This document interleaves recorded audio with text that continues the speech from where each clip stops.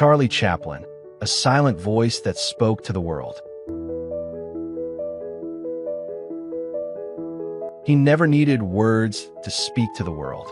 With a bowler hat, a toothbrush mustache, and a cane, Charlie Chaplin built an empire of emotion through silence. In an age before cinema found its voice, one man's silence echoed louder than any spoken word. His silhouette alone, that distinctive bowler hat, cane, and shuffling gait, became a universal language that transcended borders, cultures, and time itself.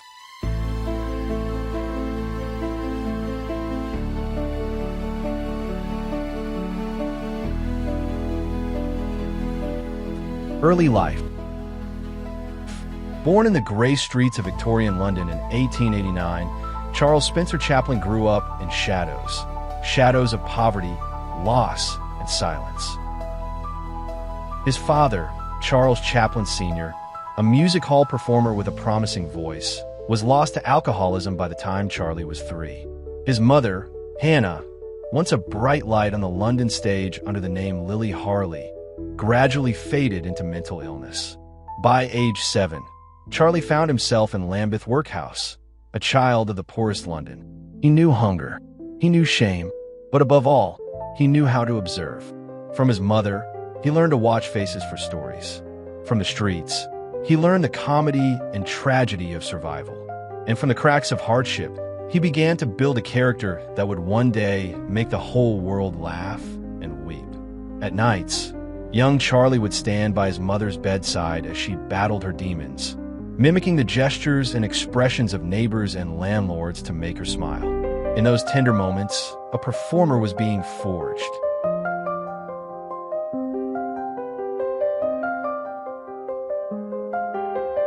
Rise to fame. By 12, Charlie was performing in a troupe of clog dancers. By 14, he was playing the role of Billy in a production of Sherlock Holmes. At 19, he crossed the Atlantic, touring America with Fred Carno's vaudeville company.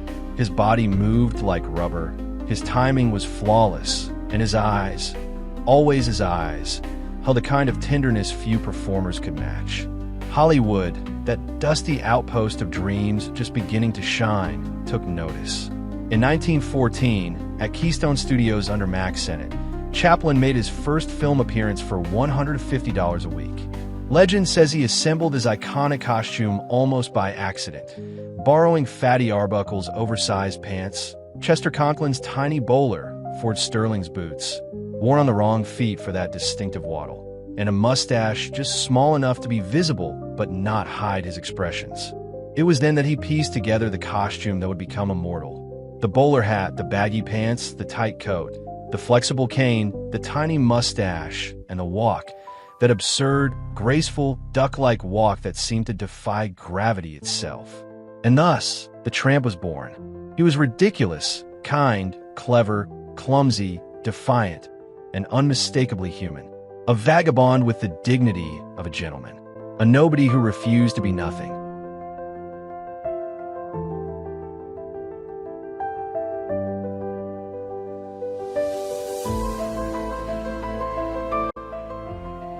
Artistic vision.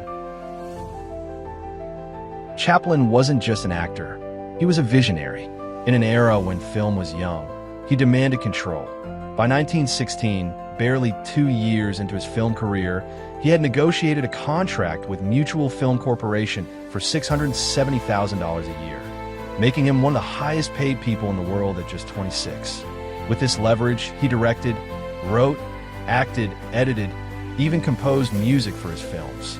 He might demand 50 takes of a single scene.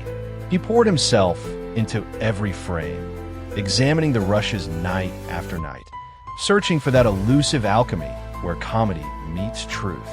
The Kid, 1921, was not just comedy. It was heartbreak, loneliness, love, all woven together without a single spoken line. When the authorities tear the child from the tramp's arms, the scene was so raw because Chaplin himself knew that pain. He was drawing from the well of his own separated childhood.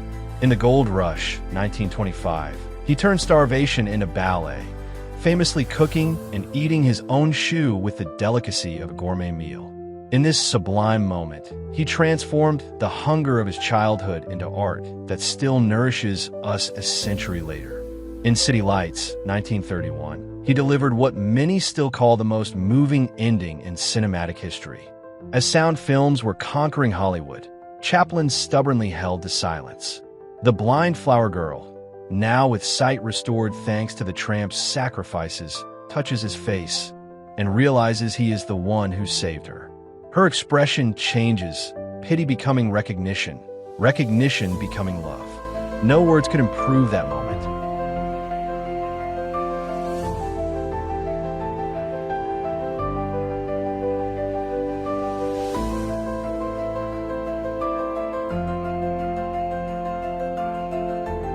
Social commentary. But laughter, Chaplin knew, could also be resistance. In modern times, 1936, as the Great Depression gripped America, the tramp is swallowed by the gears of the machine, a powerful metaphor for industrialization dehumanizing the worker. The factory's oppressive owner watches his employees on a proto-Big Brother screen, demanding ever faster production. Sound familiar? In 1940, with the world on the edge of war, as Hitler's shadow stretched across Europe, he released The Great Dictator, a bold, biting satire of fascism when many in Hollywood remained cautiously neutral, playing both a Jewish barber and the dictator Adenoid Henkel. Chaplin held up a mirror to the absurdity of hatred and the fragility of power. In its closing speech, Chaplin, out of character, broke the silence and pleaded for kindness, for liberty, for humanity. More than machinery, we need humanity, he declared, his voice quavering but determined. More than cleverness, we need kindness and gentleness. It was a risk, and it made him a target. Exile and return. In the early 1950s, amid the rise of McCarthyism and the Red Scare, Chaplin was accused of communist sympathies. J. Edgar Hoover's FBI had compiled a 2,000-page file on him. Though never a member of any party, he had always stood with the poor, the outcast, the voiceless. That alone, in those times, was enough. In 1952, while sailing to London for the premiere of his film Limelight, he learned that his re-entry permit to the United States had been revoked. The man who had made America laugh for nearly 4 decades was deemed unwelcome. He left America, not in exile, but in quiet defiance. "I am not a political man," he said simply. "I am an artist. I am interested in life."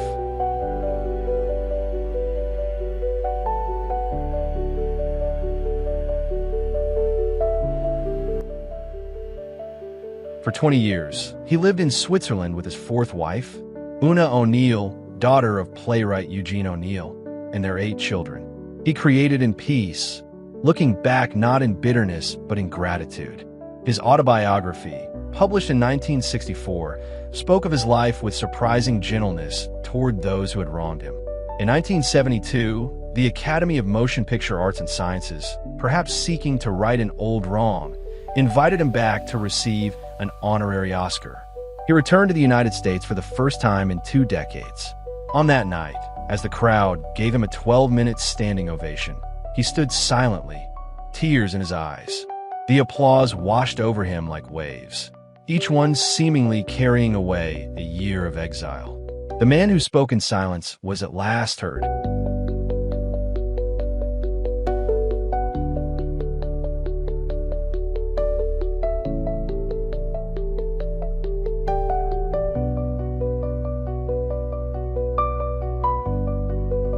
Legacy. Charlie Chaplin died on Christmas Day, 1977, at his home in Switzerland. He was 88 years old, but his character, the little tramp with the heart of a giant, never left. He lives wherever a child giggles at physical comedy, wherever the poor find dignity in their struggle, wherever love transcends class barriers, wherever sorrow meets grace, and comedy becomes a bridge to the soul. From the Soviet Union to Japan, from the villages of India to the streets of Paris, the tramp walked his funny walk and touched hearts. In Iran, filmmaker Abbas Kiarostami credited Chaplin as his greatest influence. In Senegal, Ousmane Sembène called him the universal poet. Even today, street artists in Mumbai perform Charlie acts for passing crowds. Before viral videos, before global streaming, before the world shrank to the size of a smartphone screen, Charlie Chaplin had already created the first truly global visual language. He reminded us that in the chaos of the modern world, a simple act of kindness could still move mountains. That underneath our differences, we share the same hopes, the same fears, the same capacity for laughter. And sometimes, no words are needed, because in the end, Charlie Chaplin didn't just make silent films. He made silence speak.